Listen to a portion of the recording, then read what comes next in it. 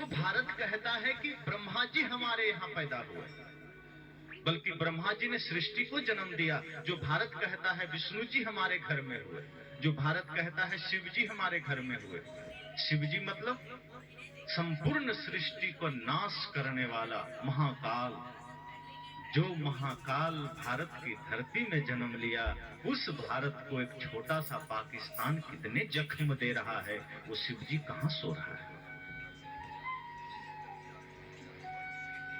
आज जो भारत की सीमाओं की हालत है, आज जो पाकिस्तान आतंकवादी भेज भेज कर हमारे सैनिकों की हत्या कर रहा है, वो सैनिक आपकी ही कोई पुत्र है, कोई भाई है, कोई आपका ही सगा संबंधी है, जो उस बॉर्डर पर खड़ा है।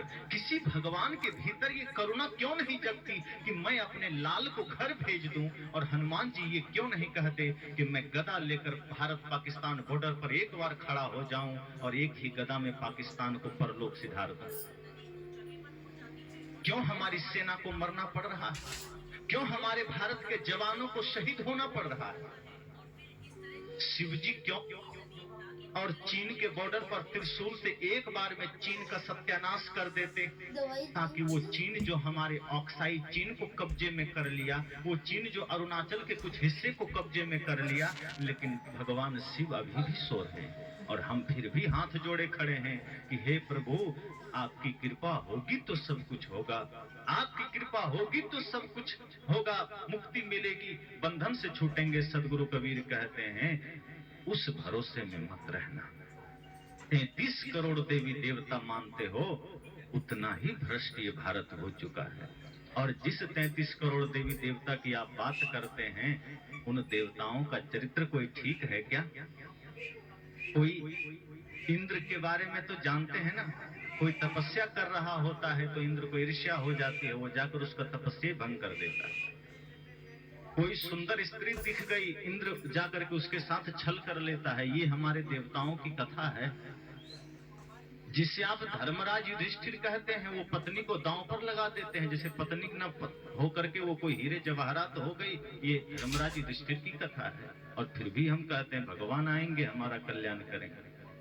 अगर यही ख्याल भगत सिंह ने किया होता कि राम जी आकर के देश का कल्याण करेंगे, तो भगत सिंह को फांसी पर न चढ़ना पड़ता। लेकिन भगत सिंह ने सोचा नहीं, कोई राम नहीं आएगा, अब मुझे ही राम बनना होगा।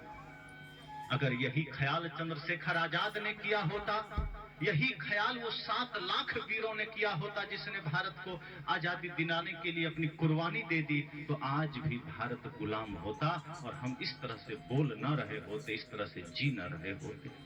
लेकिन हमारे शहीदों ने समझा कि अब कोई राम नहीं आने वाले। चलो राम के पद चिन्हों पर, अब राम हमें बनना होगा। चलो राम के पद चिन्हों पर अब इतिहास बदलना होगा।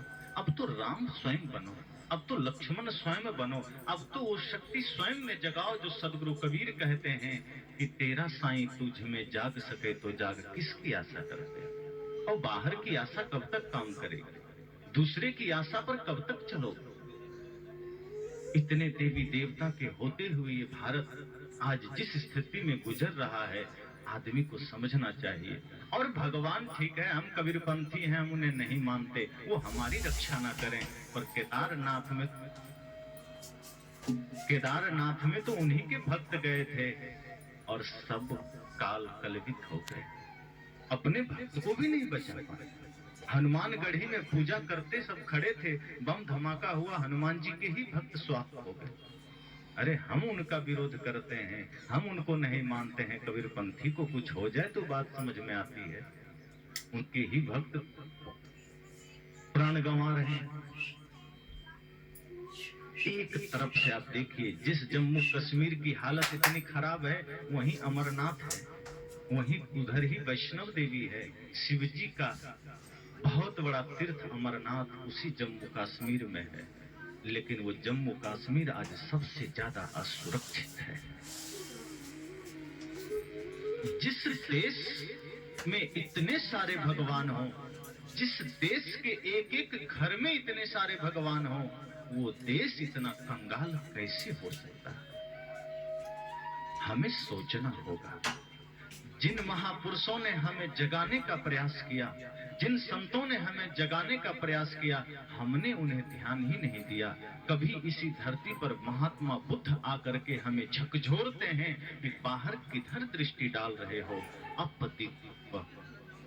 अपने भीतर की शक्ति को जगाओ, अपने भीतर के प्रकाश को जगाओ। अत्ता ही अत्तनो नाथो को नाथो परोशिया। बुद्ध ने कहा आत्मा ही आत्मा का स्वामी है, आत्मा का दूसरा स्वामी कौन हो सकता। लेकिन बुद्ध की बात हमें पसंद नहीं आई। महावीर आकर कहते हैं कि तुम परमात्मा हो, उनकी बात हमें पसंद नहीं आई। सदगुरु कबीर कहते हैं कि तू ही परमात्मा है, उनकी भी बात हमें पसंद नहीं आई। अगर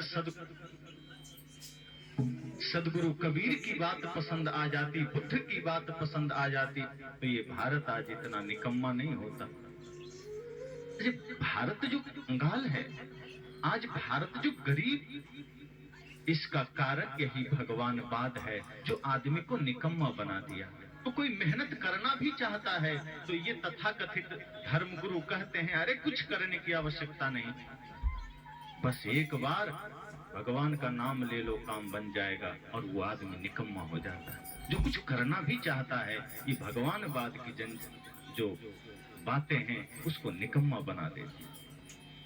सदगुरु कबीर व्यक्ति को कर्मठ बनाते हैं, महात्मा बुद्ध ने व्यक्ति को कर्मठ बनाने की चेष्टा की।